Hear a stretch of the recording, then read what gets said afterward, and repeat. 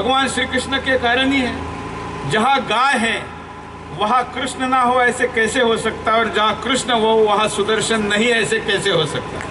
बहुत बढ़िया। और सुदर्शन वैसे गौ पालन से ज्यादा गौ रक्षा का काम करे, और मुझे लगता है कि गौ पालने का काम तो हो ही रहा है, होना भी चाहिए और होगा भी, लेकिन गौ रक्षा के काम को भी उतना ही महत्व देना चाहिए। क्योंकि इस देश में कुछ लोग केवल गौ की हत्या इसलिए करते हैं क्योंकि उनको उसमें एक धार्मिक उन्माद का समाधान मिलता है। तो जो गाय का दूध महज जो आपने कहा कि नोएडा के बच्चों के घरों में जाना चाहिए, बच्चों के मुंह में जाना चाहिए, मैं चाहूंगा कि नोएडा की जो मस्जिदें हैं, मदरसे, उसमें भी गाय का दूध जाना चाहिए, तो जरा कुछ फर्क पड़ेगा। और साथ साथ में जब दिल्ली में अधिवेशन चले संसद का, तो सांसदों को भी पहुंचाइए थोड़ा थोड़ा, क्योंकि मुझे लगता है कि देश की संसद इतने बड़े महत्वपूर्ण मुद्दे पर, गौ रक्षा पर क्यों आगे आकर बात नहीं करती, पता नहीं। लगता है कि वहाँ कथेरिया जी कुछ पाउडर का दूध पिलाया जाता है क्या?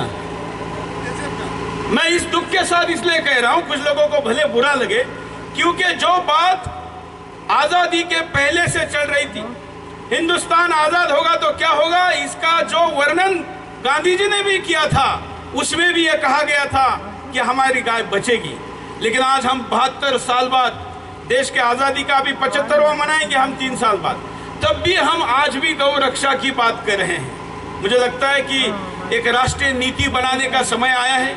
वैसे मैं मोदी जी का अभिनंदन करता हूं, वैसे वो टीम चुनने में बड़े माहिर होते हैं, और कामधेनु आयोग का अध्यक्ष के तौर पर उन्होंने एक अच्छा कैप्टन चुना है, इसलिए मैं मोदी जी का भी धन्यवाद करता हूं कि आपके जैसा एक विजनरी व्यक्ति जिसने बड़े पदों पर रहे, मंत्री, और इसलिए ये काम आगे जाएगा। अभी महेश जी ने कहा कि जगह की भी कमी है। मैं आपके इस मंच से मांग करता हूं योगी जी को, उत्तर प्रदेश के मुख्यमंत्री को, कि नोएडा में ऐसी कई सरकारी भूमि है, अगर समय रहते उस पर ध्यान नहीं दिया गया तो कोई ना कोई भू माफिया उसका कब्जा करने ही वाला है। कुछ नहीं बनेगा तो कोई आके वहां कब्रिस्तान जरूर बना देगा। उससे अच्छा है कि योगी जी इस गौशाला को, यहाँ पर जो सरकारी भूमि है वो दे दे। मैं ना केवल यहाँ से मांग करूंगा, बल्कि प्रत्यक्ष योगी जी को मिलकर भी इसका फॉलोअप करूंगा, ये वचन मैं आज इस मंच से देता हूं। और इसके साथ साथ मैं आज आपके सामने एक आने वाले प्रोग्राम की भी जानकारी देता हूं। मित्रों, आपको पता होगा कि सेव टाइगर कैंपेन बहुत चला इस देश में। अमिताभ बच्चन से लेके, धोनी से लेके तमाम लोग उसमें आए, और वो लक्ष्य जो था वो आधे समय में ही पूरा किया गया। मैं नहीं कहता कि टाइगर बचना नहीं चाहिए, लेकिन एक हिंस्र प्राणी, वैसे हमारा राष्ट्रीय प्रतीक है, हम तो पशु दया की बात करते हैं, भूत दया की बात करते हैं, तो टाइगर का भी बचने की बात करते हैं। लेकिन अगर टाइगर बचना चाहिए तो गाय बचनी ही चाहिए, इसकी भी मांग करता हूं। और इसलिए जैसे सेव टाइगर कैंपेन चला था, वैसे हम दिल्ली चुनाव के बाद सेव काऊ कैंपेन, एक राष्ट्रीय कैंपेन चलाने वाले हैं, और उसमें भी बच्चन रहेंगे, उनसे बात हो चुकी है। ये इसलिए भी रहना चाहिए क्योंकि गाय केवल आस्था तक सीमित नहीं खरीदनी चाहिए। गाय को व्यवहारिक तौर पर भी, क्योंकि आज तो ये युग है कि माँ बाप भी काम के नहीं है, तो लोग उनके बारे में भी सोचते हैं कि इनको कहाँ रखा जाए। ये गलत है। लेकिन आज का जो युग है, इस युग में लोगों को उसकी उपयोगिता समझानी चाहिए, और इसलिए एक कैंपेन इस सेव काऊ के द्वारा हम स्कूलों में चलाने वाले हैं कि जो दूध आप तक आता है, उस दूध को देने वाली गौ माता है, वो कैसे बचनी चाहिए, बच्चों को समझाया जाए।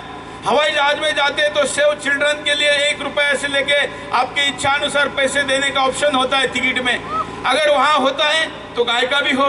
ऐसे विभिन्न स्तरों पर गौ माता का भी ज़्यादा से ज़्यादा प्रचार हो, इसलिए आधुनिक भाषा में, आधुनिक तरीके से इस कैंपेन को हम ला रहे हैं। देश के सारे गौ सेवा आयोग जितने बने हैं उनको भी उसके साथ जोड़ रहे हैं, और हम आशा करते हैं कि जैसे टाइगर बचा वैसे गौ माता भी बचेगी, और कम से कम आज़ादी के 75वां साल मनाने के बाद हमको इस विषय पर कोई कार्यक्रम करने की आवश्यकता नहीं रहेगी, इसका स्थायी समाधान आ चुका होगा। साथ में जो कथा के आयोजन की बात कही है, सुदर्शन तो आपके साथ है ही, लेकिन हम इस सब के साथ साथ नोएडा से आगे बढ़ के, क्योंकि इतनी बड़ी गौशाला दिल्ली एनसीआर में नहीं है, तो हम दिल्ली को कैसे इसके साथ जोड़ सकते हैं, इसका भी मुझे लगता है विचार करना चाहिए, और खास करके पुश्ते के उधर वालों को भी जोड़ना चाहिए, क्योंकि उधर ज़्यादा मिनी पाकिस्तान बना हुआ है, तो उधर वालों को भी जोड़ेंगे तो उसका कुछ परिणाम होगा।